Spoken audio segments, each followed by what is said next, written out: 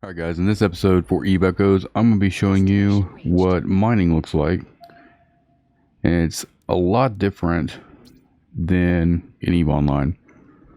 I'm in a Procure right now, and I'm just going to show you kind of how far up the tree the Procure actually is. And we're using strip miners as well.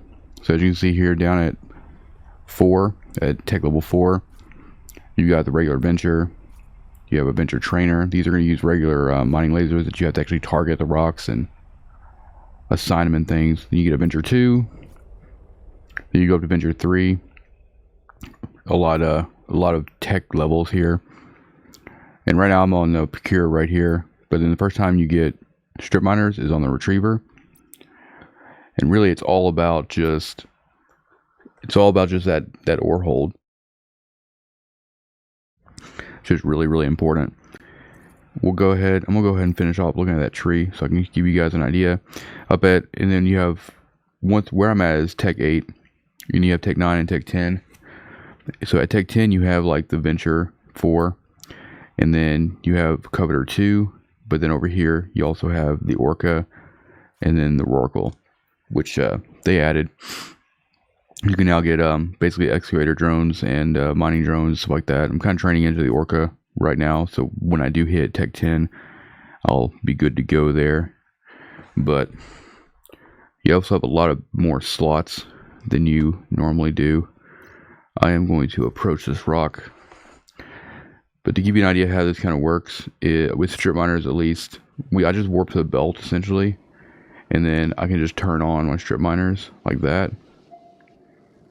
And what they'll do is they're just going to do their normal cycle, but they're going to, every few seconds, they're going to target a rock and then just mine. So it's a really hands-off, actually. This Procure itself, it will hold 42,000 cubic meters, which, depending on what I mine, it's going to be anywhere between 1.5 million to sometimes 2, depending. The economy is a lot less, I guess, dense in this game. So it took me a while to actually get up to 1 billion for the most part. But we'll go over this fit a little bit too, so you can kind of see what everything is fit differently as well. So my high slots is my Mark 7 strip miners. In your mid slots, you have a lot more mid slots and, everything, but, target painter, and then energy, and then your drones actually go in the mid slots as well. And so they have launch tubes. It'd be basically launch tubes on those. And then there's no mining laser upgrades that you put in your lows like you normally would. So your lows are basically your tank. So we have cap booster, our prop mod, and just other shield mods and things like that.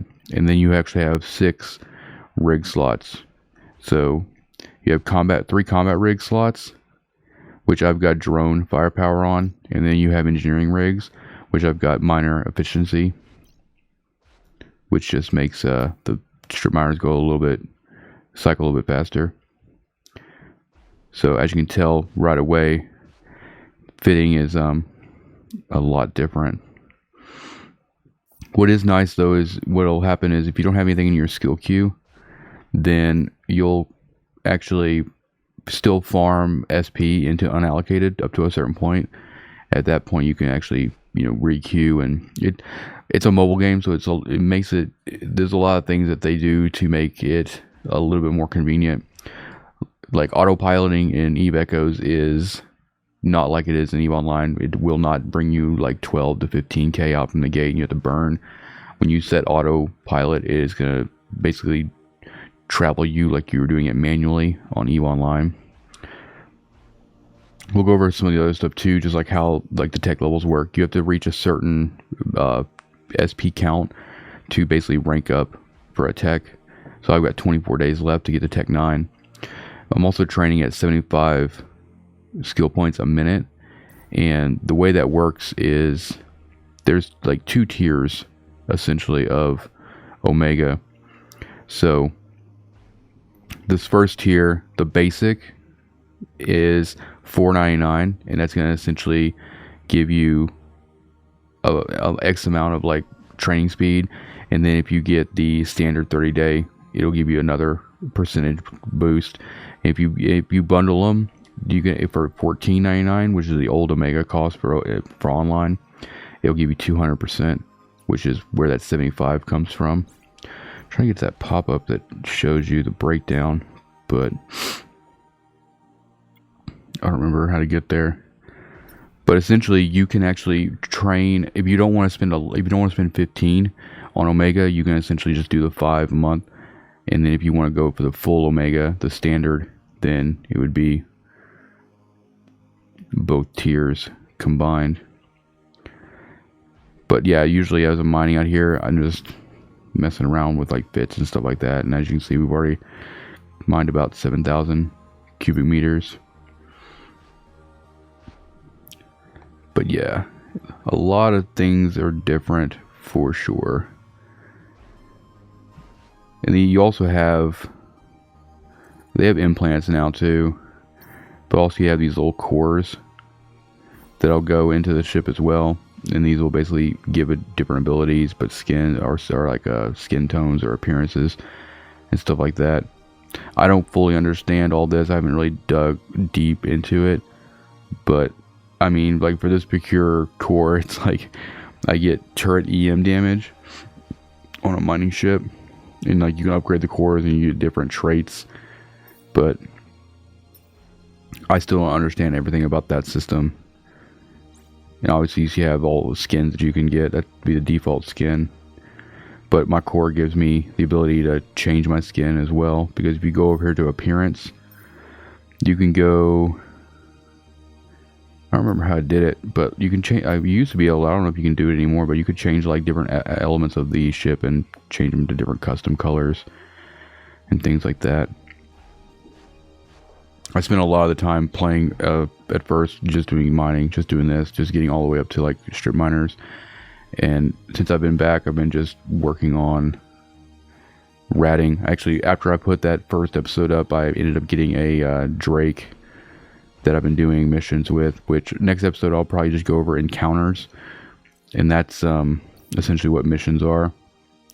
I've got some expiring already, but yeah, I basically go here and I just grab a bunch and go out and complete them. It's a lot easier with the Drake now too. So, and your overview is essentially right here. You can select stations, or you can select all, or you can look for ships, stargates, cosmic anomalies. I'm still kind of, you know, every time I come back to this, they've added more and more, so I'm still very far behind. And then over here you can add bookmarks and stuff like that, which then you can select destination and then do autopilot and things like that. I am not in a corporation though, because eventually I'd like to get out into null, because everything still exists. Like, you know, you can still do Mercoxis mining, for instance. You can do I'm not sure if like DED sites are in the game or not. I haven't actually gotten to that point, but that's kind of the goal. But yeah, I'm hoping to actually cover as much as I can with this series, and we'll be able to kind of experiment with it all. But I figured I'd show you guys what mining looks like. It's pretty chill with strip miners. So thank you for watching, and I'll see you guys next time. Peace out.